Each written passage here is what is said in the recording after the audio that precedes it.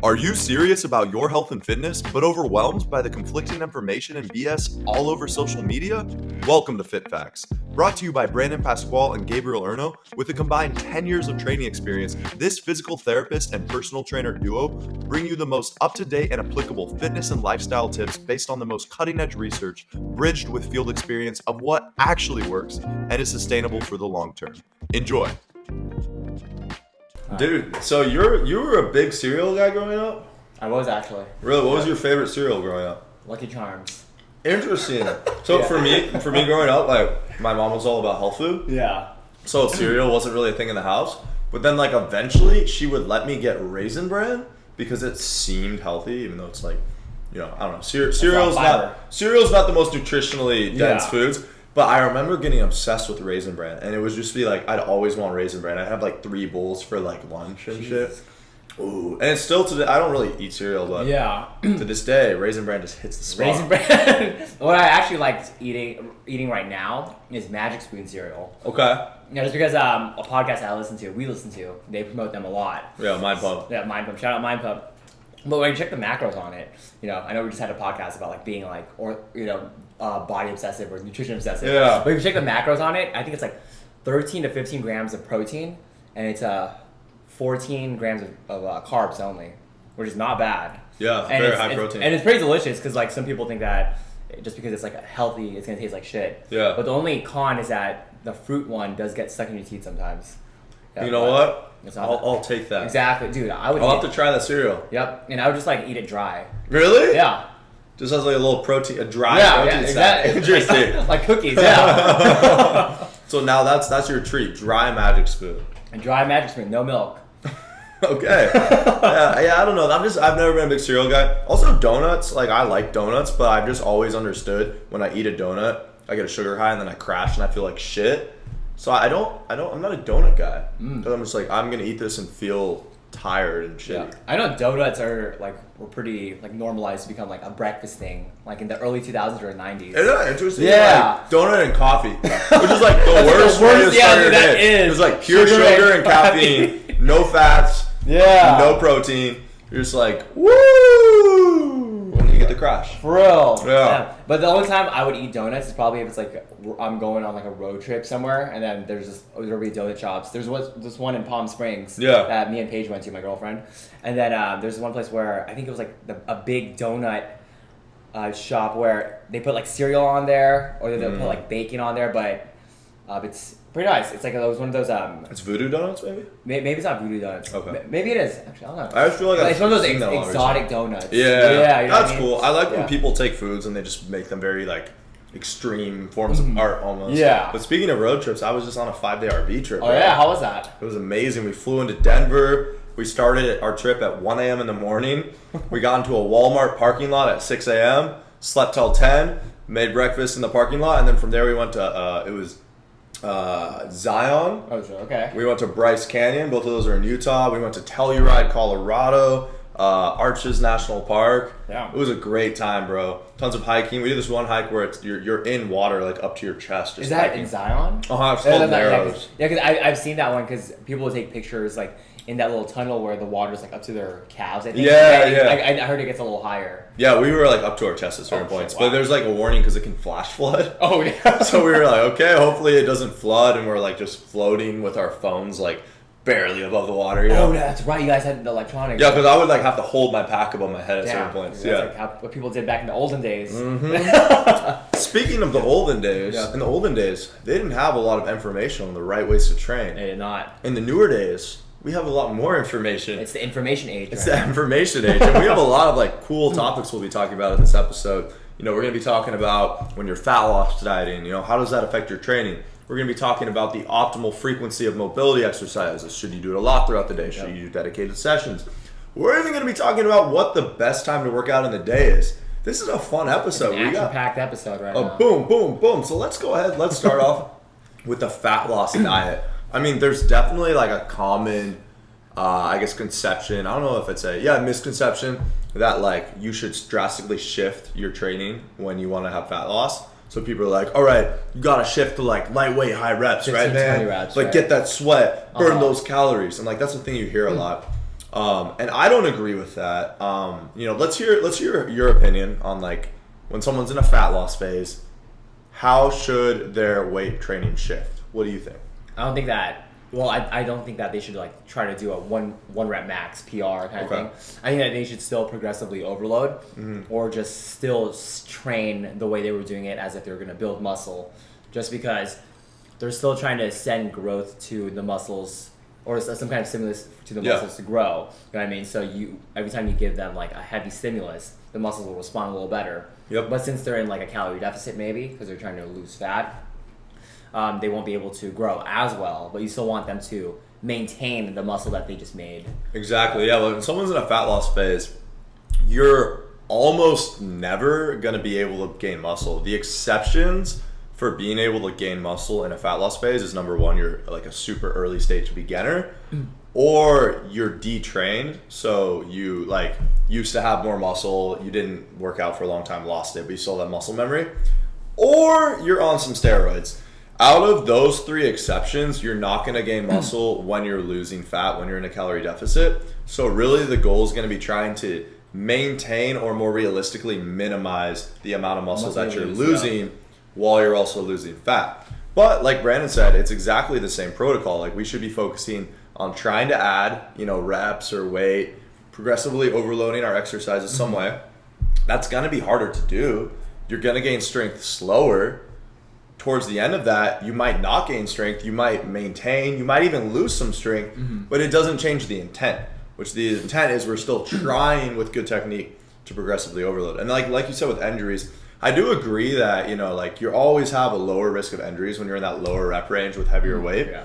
And like when you just have less calories in your body, you have less energy, the injury risk does go up. So I do like that. Like I'll usually stay above the 6 rep range when I'm in a calorie deficit. And I think that that's helpful. Another thing that I've actually heard on the Mind Pump podcast, which I've really resonated with, is like we were saying, you're going to be either gaining strength slower or maybe even losing strength. But when you do higher reps, that loss is less noticeable. Yeah. Like if you're doing a set of 5 reps at like 300 pounds and then you're in a calorie deficit, that's going to drop pretty easily. But if you're like, grinding out like a set of 15, you might be able to still do that 15, maybe increase on it, maybe just drop like 1 or 2 reps.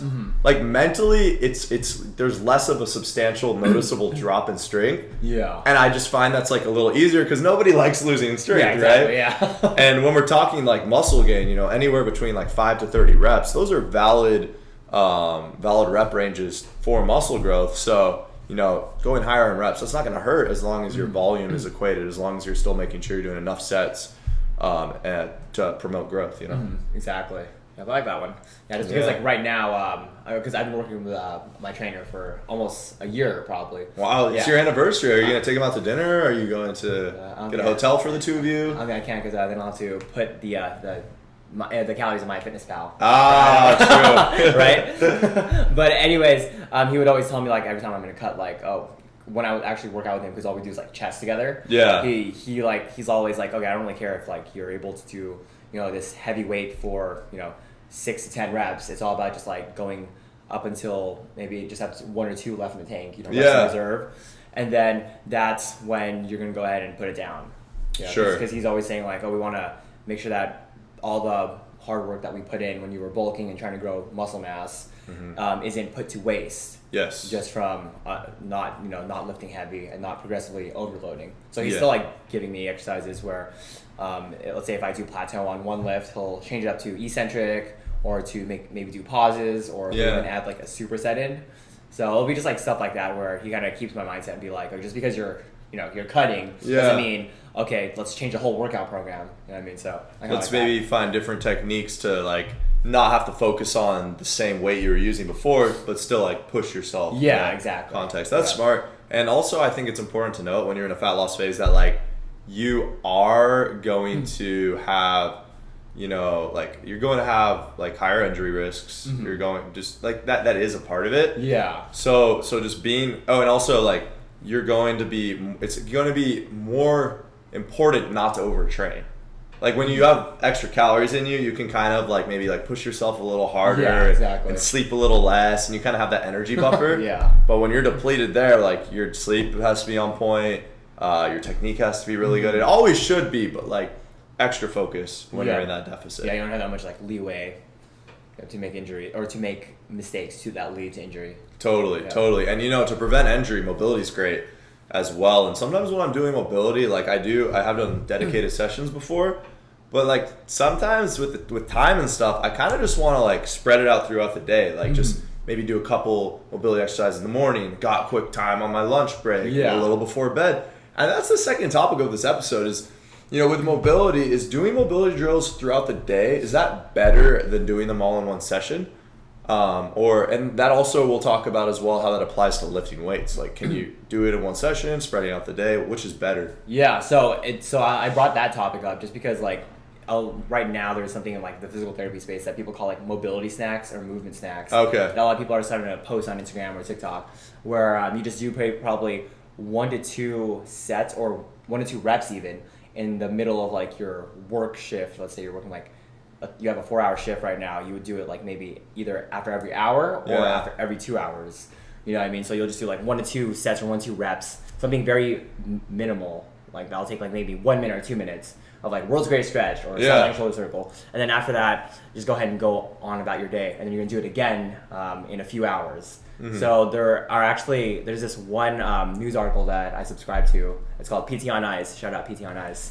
But they said that there was a study where a lot of patients, they were more compliant. So it only tested compliancy on their exercise workout program if it's better for that person. So they were more compliant with their exercise program, but it didn't really test like, did it actually help their injury kind of thing. Okay, so one question for you.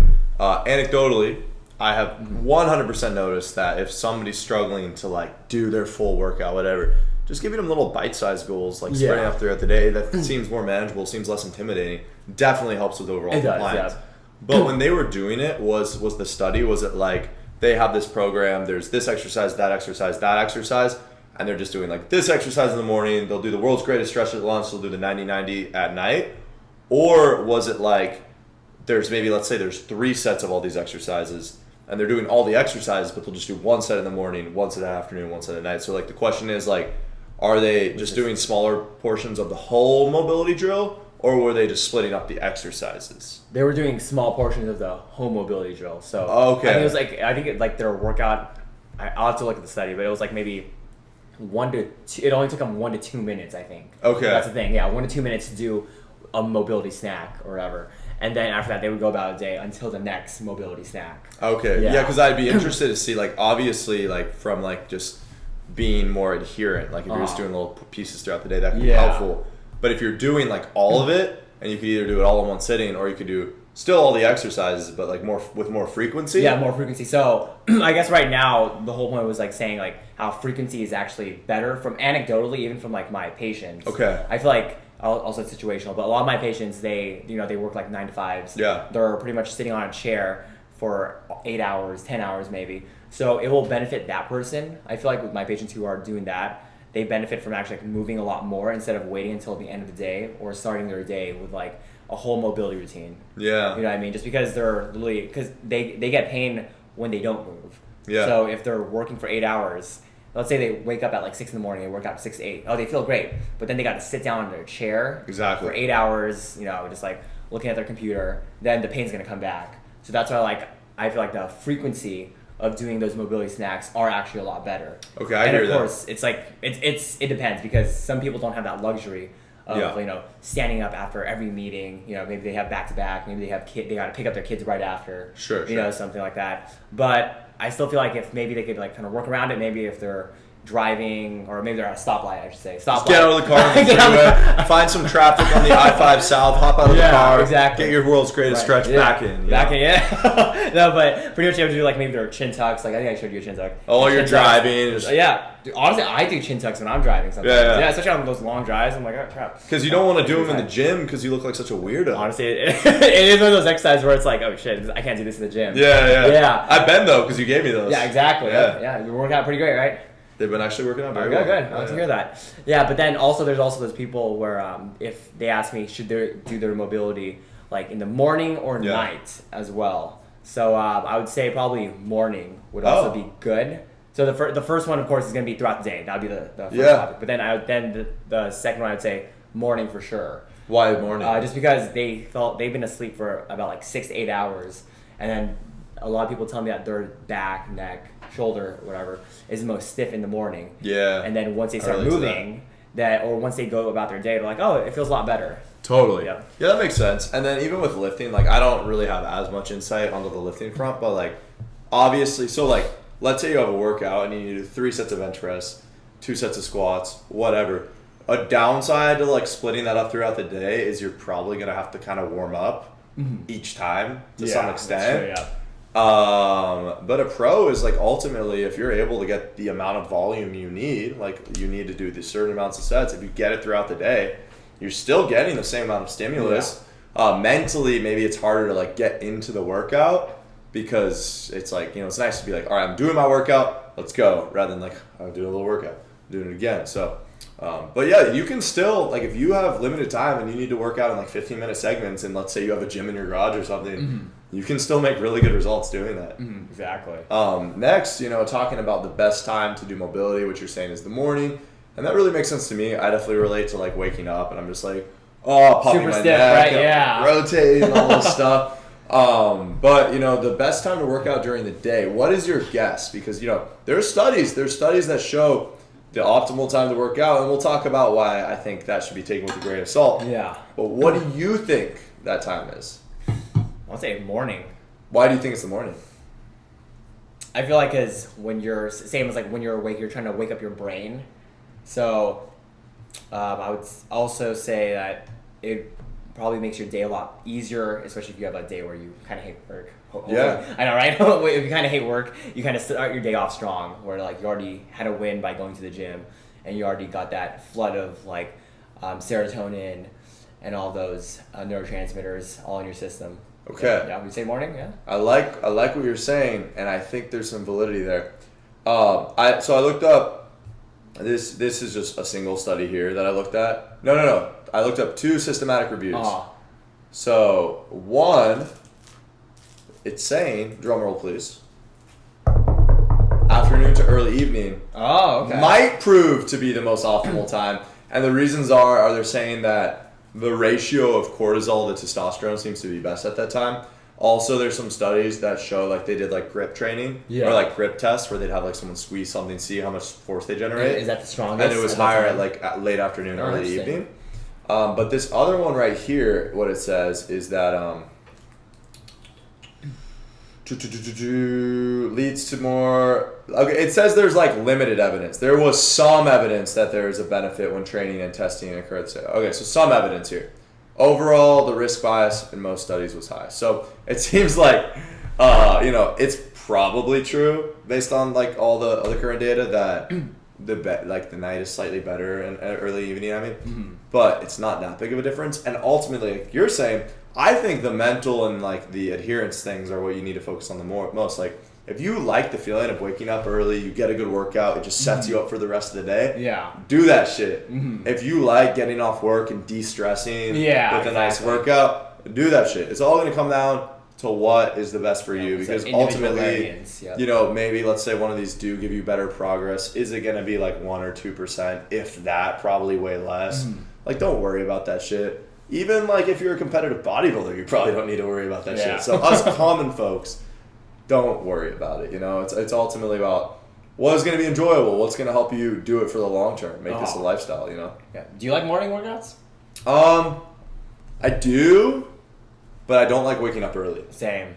I don't. I love working out in the morning, but it's just like that wake up and knowing that, oh crap, I'm gonna be rushed because I have a client in like. That's the thing, right? Yeah. Like if I could just wake up and not have anything, I'd probably do like 9 a.m. workouts. I like that.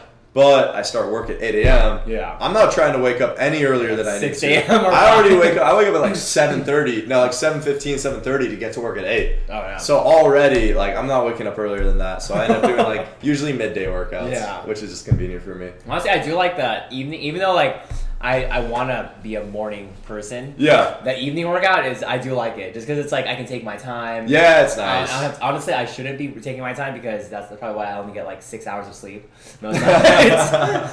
I know, you're always texting me videos. You're like, what's that emoji where it's like they're kind of like the fumes are coming out of their I always think like tough or badass with that one. I'm like 11 p.m. And I'm like, hey, just starting my workout 11 p.m. Yeah. And then I'm like at 24-hour fitness. Exactly. Or you sent me like 1 a.m. before. You're still at the gym. And really? Maybe it was midnight. It was pretty late. Like, yeah, wait, 1 a.m. is like that's the borderline right there. Exactly. Maybe I'll be finishing up at 12 a.m. maybe. Right. Yeah. Right. But man, I like this episode. It was brief. We kept it concise. Yeah. But we touched on some good topics that all of you can implement because it's important shit. Brandon, let the people know what they need to do. Do they need to like our podcast on YouTube? They need to like it. Okay. They need to love it as well. Love it. Like it, love it, need it. And they gotta share it as well. Yeah, okay. Yeah. If you share this with a friend and you give us proof that you shared this with a friend, whether it's a text, whether it's an Instagram repost, what will we do, Brandon? Because we want to incentivize this. We're trying to grow this podcast and we love you viewers so much. But how do we incentivize this? If you're local, we'll send you guys a FitFact sticker with our new logo. But then that means we have to make FitFact stickers. I know. Exactly. No, I got you. We got it. All right, guys. We will do something nice, though. And yeah, we'll probably make some stickers eventually. I'm putting Gabe on the spot right now. I'm like, hey, don't worry, you will. I'm like, hey, add that to your do list. Exactly. Thank you so much for listening. We'll see you all in the next episode. Stay fit, stay happy, stay healthy, stay sexy, yeah, okay, bye, guys. Later.